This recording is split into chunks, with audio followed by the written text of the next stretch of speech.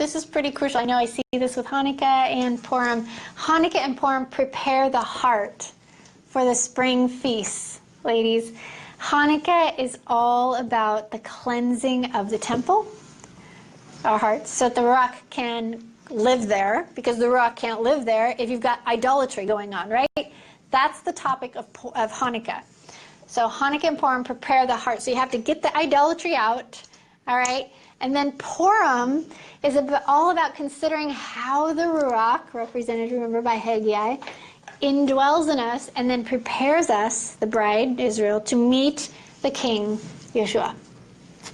So we are to inquire of the Ruach as to what pleases the King, and then we allow her to teach us what those things are by looking at the royal law and how Yeshua interpreted it. So we're going to look at the royal law, we're going to read it, we're going to know it, we're going to look at Yeshua and say, how did you interpret it? What do you want me to, how do you want me to look at this? And then we're going to, with the indwelling of the Ruach HaKodesh, live it out. Oh, I think it's beautiful.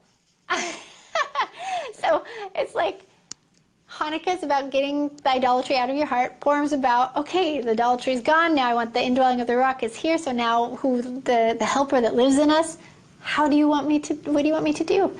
How do you want me to dress so that I can come before the King? So with these two festivals, our hearts are more ready to receive the spring feast and the work and the week of unleavened bread where we eat of Yeshua, without considering what is in our hearts at Hanukkah, without considering what pleases the King at Purim.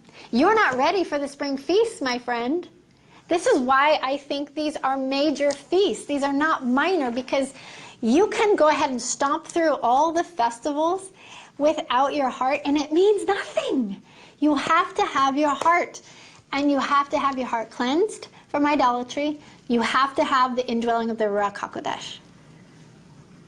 You have to ask the Ruach what pleases the King, and then you have to wear the garment that's going to get you into the great wedding feast. You wear the garment and learn what the splendor of Yehovah is, how he wants to adorn your dress. You got to get the white dress, and then how is he, what does adornment look like? What is he? It's your gifts, it's your callings, it's your talents. It's like what he wants to show off to the nations, on reflected in you. What he's given you, you're going to put on your dress and let him show you off. Does that make any sense?